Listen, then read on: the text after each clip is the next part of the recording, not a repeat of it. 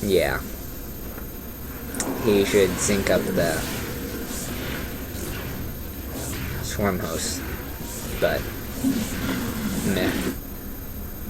It's actually going to get a considerable amount of swarm hosts. Here comes a spore crawler to protect them. This is not something that would work anymore, but it is going to work here.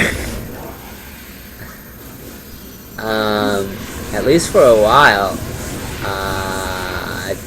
Do we have a Colossus Den going down? Yes, we do. More force fields trying to mitigate the damage of these locusts.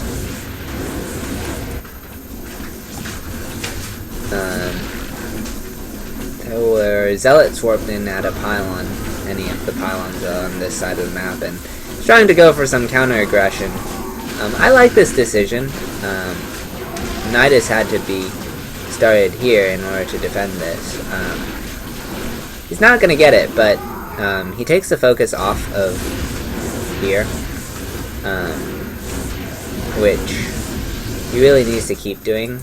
Not really sure how else he's going to at the moment, because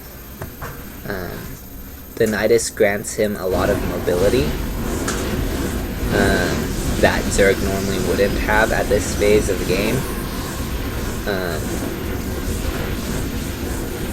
But here comes a Colossus. He needs to repower this Robo, otherwise he's going to be in a lot of trouble. Force fields are good.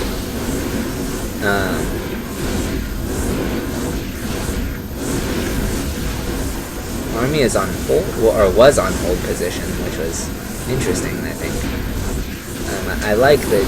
It makes a lot of sense, though.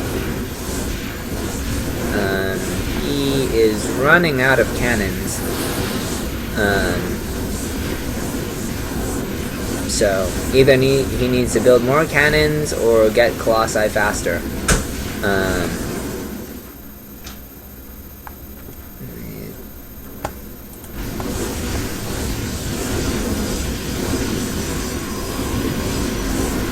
The roaches come back through again, so this is what started off as a very comical and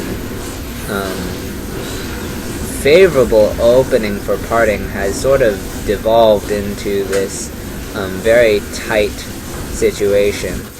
There have been these zealot run-bys here and there, but overall they're not doing that much. Photon overcharge has been pretty continuous, and the roaches have shut down the mining at this base by getting right behind the mineral patch. Otherwise, it's just, I mean, I guess this is why they were nerfed.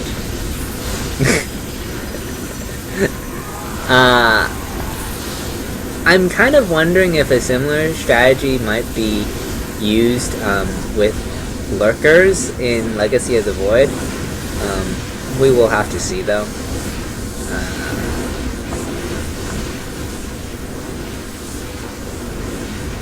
Lurkers do look pretty good as a more mobile Zerg splash that doesn't suicide itself.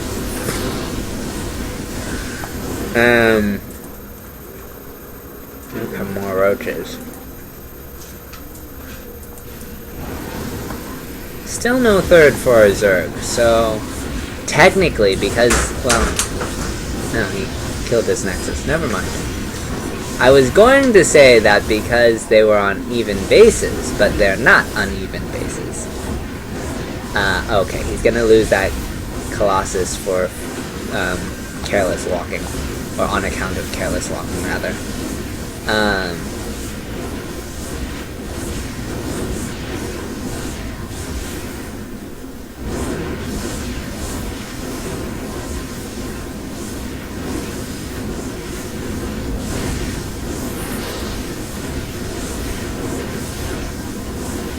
decent force fields. I don't really know what parting is supposed to do from here. I mean, in theory, if he can break past all of this, then he's in a fantastic position. But how does he? I mean, he just doesn't have the mineral income to support double Colossus production, which is really what he needs in this scenario. So I feel like this is just life's game. Okay, maybe if he circumvents all of this... Well, no, the roaches are here. Yeah, that's game. He's been flanked. Yeah, okay.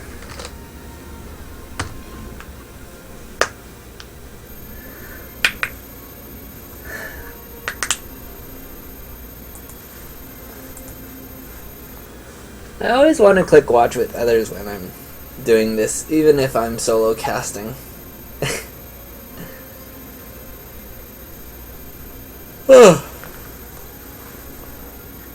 Okay. Spawning in the left hand, or on the left hand side of the Cthulhu map, it is parting. It is yellow Zerg opponent at the top right position. It is life.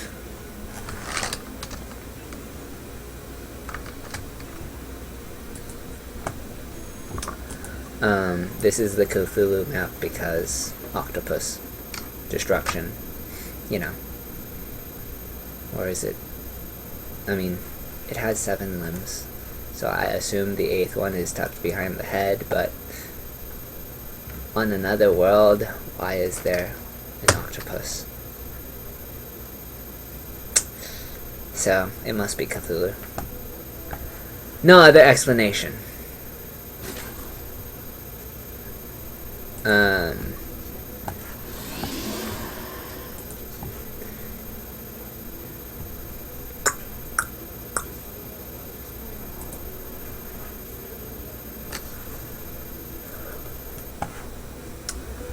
About the map, this position here is absolutely terrible if you are not Zerg.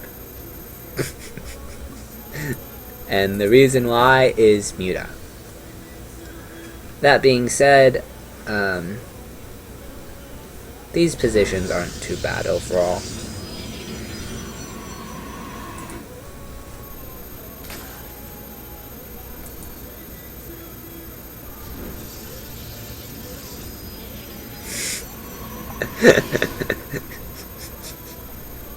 Yeah, it's all Earth.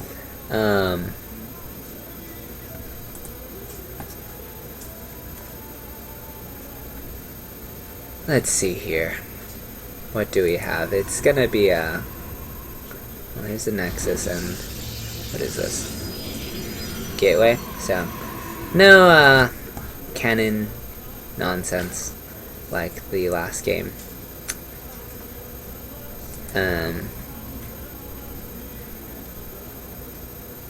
Overlord is gonna see this. He sees gas, so he knows that there is the potential for early game Protoss aggression.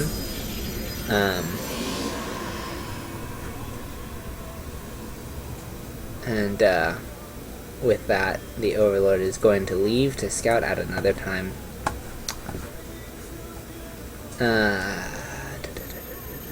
Before the Stalker comes out, essentially.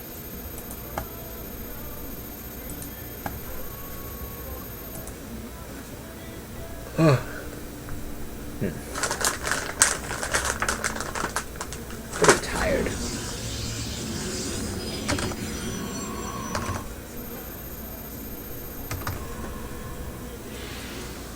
I'll just put it on Life's vision while I... not Life. Parting's vision. While I eat a piece of chocolate to wake me up.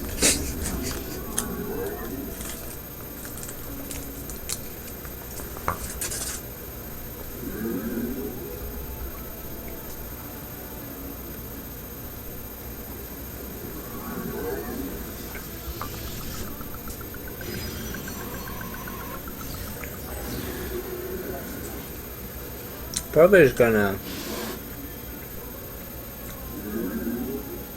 I guess, scout for third. Run away from Lings. I was hoping for something more exciting.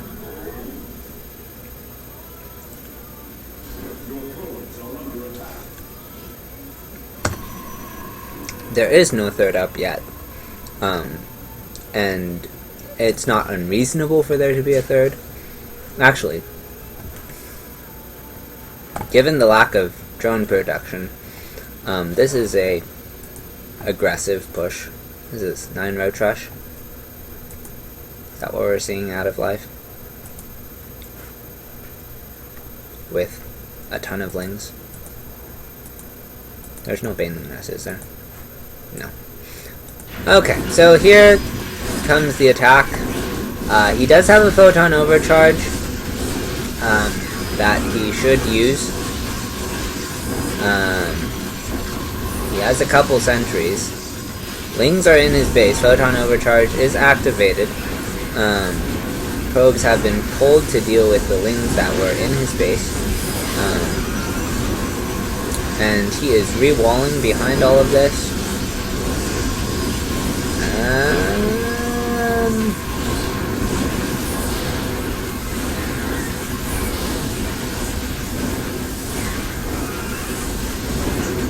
This is a...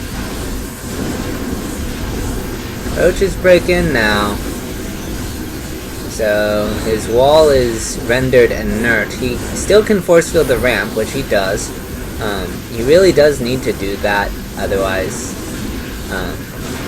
roaches in the main, bad problem.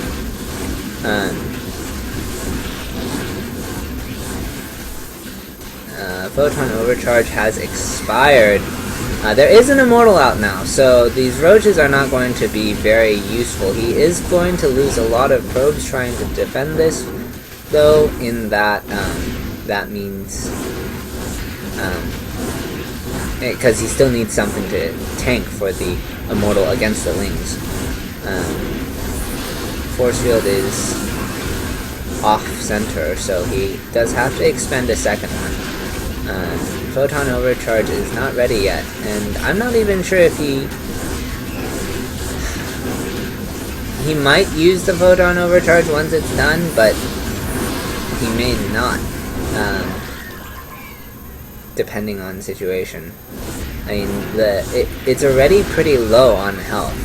Okay, so there's the photon overcharge, and Lings are in the main now, so that's annoying. There's not very many, but they are there.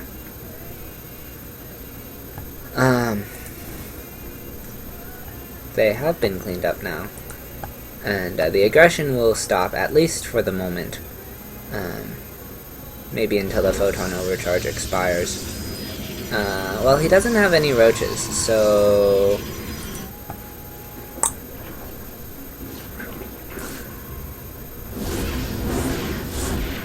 Let's see here. What options does he have?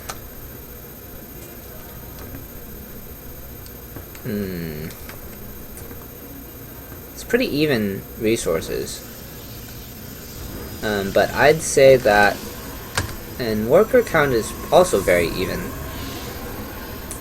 Oh, there's more army supply for parting. So he's up by 10.